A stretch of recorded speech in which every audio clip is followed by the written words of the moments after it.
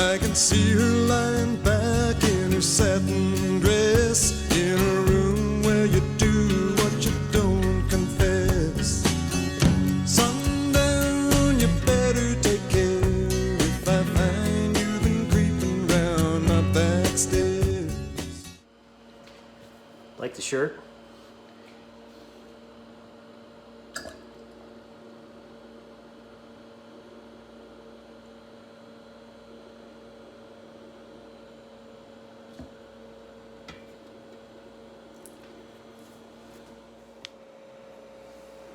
Hey, what's up, brew tubers? Happy Homebrew Wednesday. So this is Chewbacca, and I'm wearing the right shirt for it too. This is like, okay, first of all, let's talk about Chewbacca, then we'll talk about the shirt. So this is Chewbacca, get it? Chewbacca. It's a, what is it? A Hellesbock. It's a Hellesbock. It's about 7.5%, you know, low IBUs. It's my, I guess, imperial version of the Helles, Mount St. Helles. Came out really well, nice and clear. It's been things been kegged since Saturday, I guess. Saturday? Was it Saturday? Yeah, I think I did it Saturday. Saturday or Sunday? Maybe it was Sunday. But let's go in for a taste. Oh, it smells great. Ooh. I do some of my best work on a Helles. And this one, I don't know if you call it a Maibach or a Hellesbock, but it's I think all the same thing. It's just a kind of a stronger version of a Helles. Very similar in the brewing process, very similar ingredients. Pretty sure I use the same hops that I use for Mount St. Helles. Oh, just really, it's just more of a good thing, right? You get more of the essence. So, all right. So the shirt, this was my favorite shirt when I think I got this when I was 7 years old, when Star Wars came out. Was I 7? Yeah, it came out in 1977. I was 7. This, yeah, I had this shirt. I don't know where I got it. I don't know if it was gray. I mean, it might have been different color. Might have been blue or red or something. Maybe it was red with this on it. But I wore this shirt until like pieces of I mean, you could still see part of Luke's lightsaber and maybe an eye from Darth Vader. I mean, it crumbled off, and I kept wearing it. My mom finally threw it away, but I love this thing. So this thing popped into my feed. So I was like, yeah, I gotta have it. So I ordered it. My wife was like, what is that? You know, she doesn't get why I wear Star Wars shirts, but you know, when I was 7 years old, I really thought that I was Luke Skywalker. I thought that, you know, I had the Force. My dad had this thing like it was a back scratcher. It had a silver handle that looked like a lightsaber handle. Had a little button on it and everything, and it was about, you know, I guess it was about this long. It was cylindrical. It had grooves in it. It was like a flashlight handle. Had a little button, and then it had a little pole, and then a plastic hand, and you turn it on, and it would vibrate, and you would like scratch your back. So I took it from him one day, you know, and you know, he was like, "Hey, you see my back scratcher?" And I took it, and I broke the little hand off, so it was just the handle. And then I had hours of imaginary lightsaber fights, and you know, actually hours, days, I mean weeks, months of, you know, that was probably the best toy I had growing up, besides my bike, was my fake imaginary lightsaber. It was really a back scratcher. But anyway, I love, man, did I mention I love Star Wars? Really love Star Wars. Those of you who've been watching my channel a while know. So anyway, couldn't like film this with the shirt and not talk about it. Like I said, the Hellesbock came out great. I've got a brew day that I'll show you from this past weekend. I did a it's not really a trash beer. It's kind of a trash beer. It's an IPA. I call it Binge IPA. I talked about it in my last Homebrew Wednesday. Hey, what's going on, brew tubers? So, brew day, heating up some strike water. Getting ready to set up my mash tun. I'm doing an IPA today. I've been doing a lot of lagers lately. So I've got a Hellesbock that's sitting in the refrigerator. I'm gonna probably keg later today, but I figured I'd change up into an IPA. I haven't done an IPA in a while, so anyway, I will come back once I get set up, and we'll talk a little bit about it. Cheers. What's going on, brew tubers? All right, so all right, I'm back. I am just started the sparge of my IPA that I'm going to call Binge IPA, and I figured since it's already 3 o'clock in the afternoon here on Saturday, 27 June, it's time for an IPA since I'm brewing an IPA. This one's called Tonto IPA from, looks like Barrier Brewing Company. I can't read it of where they're from, but I've had this one now a couple times. It's really good. It's about 7.1%, which is about the same strength beer that I'm making for this IPA, hopefully. You know me, when I make IPAs, I shoot for like a 7%. I end up with an 8.5%. So I think I've got, you know, last time, one of the problems I had when I undershot my gravity was because I crushed the grain too fine, and it made this like real packed, you know, grist cake. And I think that I didn't soak through and get all the sugars out that I should have. So this time I adjusted my grain crusher rolls a little bit, so I should be good now. And I got a pretty good crush. So I'm expecting 1052 for the pre-boil, and then a 1065 post-boil. So what do I think I'm gonna hit? I think I'll get close to the 1052, and then I'll get probably, yeah, I think I'll come about 1065. So I think I'll be pretty close. So man, this beer is really good. What else is going on? Did a crusher Peloton ride. Came in 22,400 place out of 65,000 something all time on this 45-minute nature trail bike ride that I did, which was pretty cool. Put my own tunes on and jammed out to some classic rock, so that was a good. Yeah, hope I don't go to sleep in the middle of the boil, but yeah, it's a fun brew day. Sometime either today or tomorrow, we're gonna bust open those crabs that I showed during Homebrew Wednesday. I'll try to get a photo of it. We were gonna wait till my birthday, but it looks like we're gonna have a little kind of a social distancing party here for that. So don't have enough crab for, you know, the whole neighborhood. So we'll have to eat those this weekend. But anyway, I hope you guys are having a great weekend. Brew day's going well. It's a little long mash.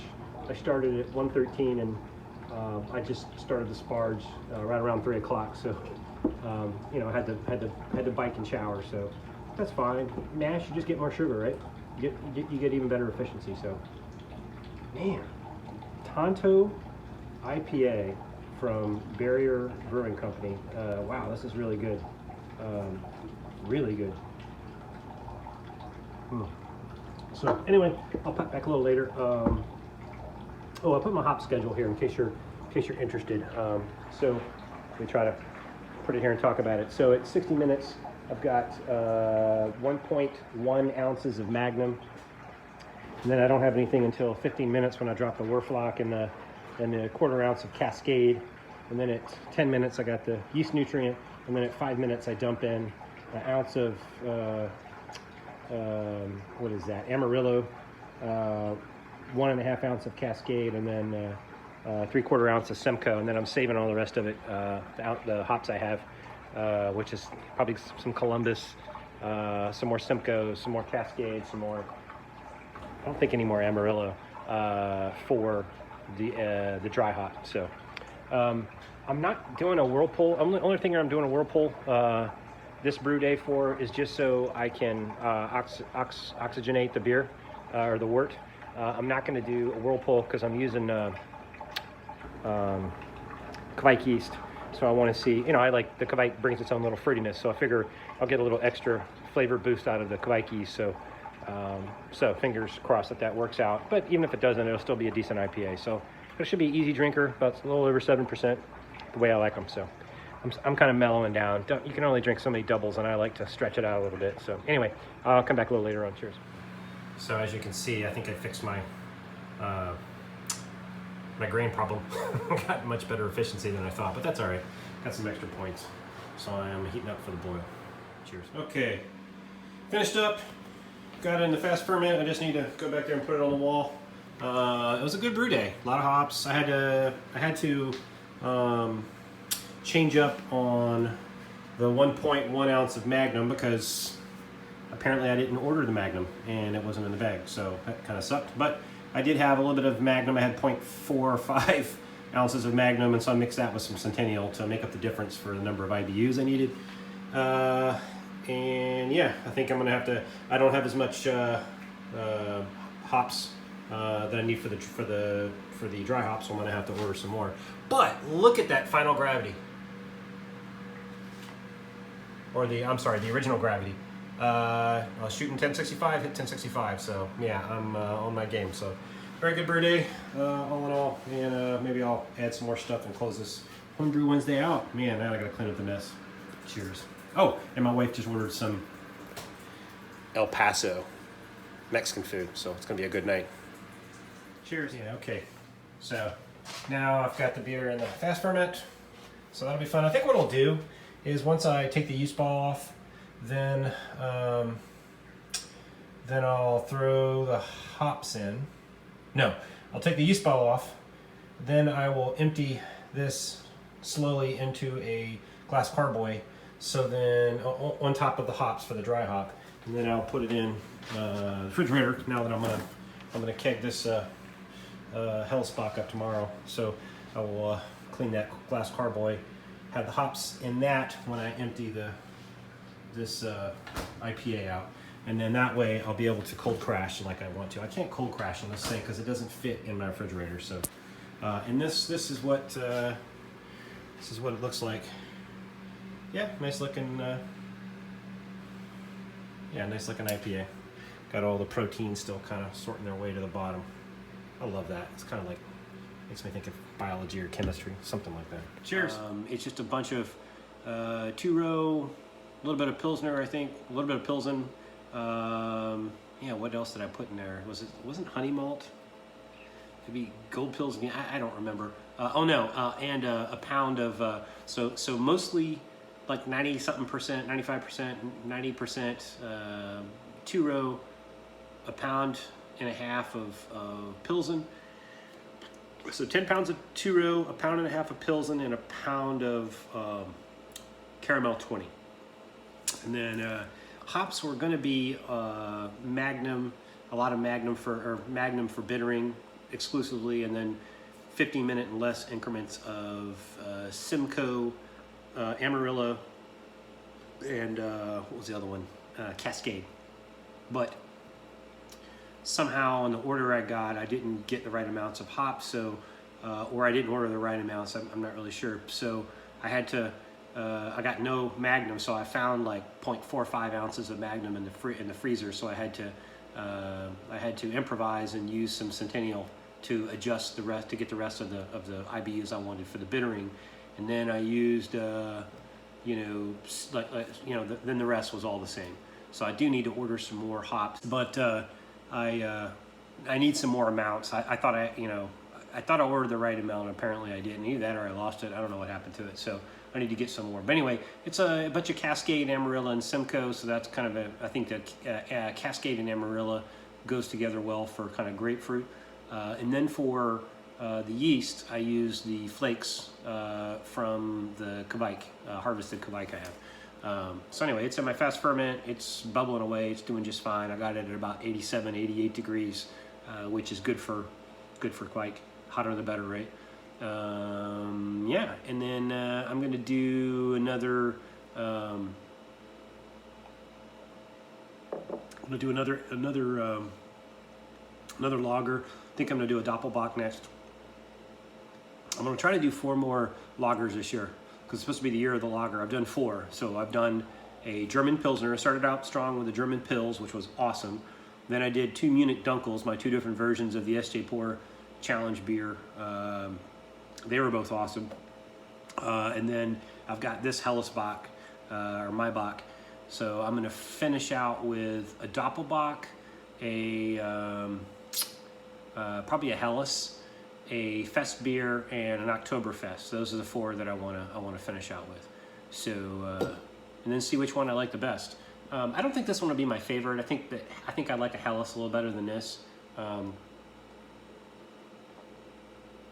But it's good. I mean, it's not I think a beer like this needs to be more, a little lighter. You know, the heavier strength on this, the 7.5%, it's just a little bit much for me, I guess. Weird me saying that. I mean, it's really, really good. I'm gonna, you know, drink the hell out of it. But it's a pretty beer. Look at that. Look at that color.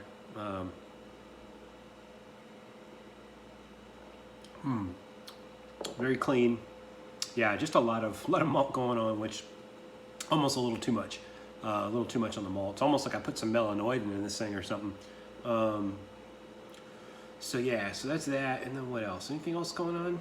I think that's about it. I'm almost done with Hannibal on Netflix, which is sad because I'm really enjoying that show and it's almost over. It did get kind of weird towards the end. My wife and I, watched the second episode of Yellowstone, so that thing's, I have to talk about shows because we can't really do much else. I am going to take a little bit of a mini vacation and do some saltwater fishing here soon, so I'm very excited about that. And then I bought a bunch of fireworks. Oh, and the crabs. So I was supposed to do the crabs on my birthday, but we're gonna, I think, invite a couple of friends over in the backyard to have a socially distanced, celebration with some fireworks. So we decided to go ahead and eat the crabs. So strangely enough, my family didn't really like the crabs. I loved them. I mean, those Alaskan king crabs, it tastes like a bunch of lobster is what it tastes like. I mean, it tastes more like lobster than it does crab. I guess it tastes like crab on steroids, but it's closer to lobster. So they didn't really like it. They like the, I guess the smaller snow crabs. They like the snow crabs because it tastes more like regular crab. But I'm telling you what, if you see those, I mean, it's expensive as hell to get. I'll just tell you this. I spent about $300 for 5 pounds of crabs, and that was enough to feed us all. I mean, over 5 pounds would have been too much. But when you crack those things, I mean, the leg is like this long, and you crack it and pull it out. I mean, it's a big hunk of meat that comes out, and it's like eating lobster. It's so good. I would get it again. My wife would probably shoot me, but then we had to do it outside because then the crabs smell in the house and all that. So I think that's it. Yeah. No update on the Brett pail. Still kind of doing its thing, kind of wrapped away in the closet. And the Kvike will probably ferment out pretty quick. It took a little bit for it to kind of start bubbling. I thought that I had remembered you put the Kvike in and it like just starts in like 30 seconds. But it took like a day. It took a bit for it to kind of start bubbling. Matter of fact, I even threw some more flakes in because I was worried that it wasn't working, but it was. And so, yeah, that's going. Anyway, I guess that's all I got for today. A little bit of brewing, a little bit of tasting, homebrew. It's always a good day when you can taste homebrew. And that's pretty much it. May the force be with you, and have a very, very happy Homebrew Wednesday. Cheers.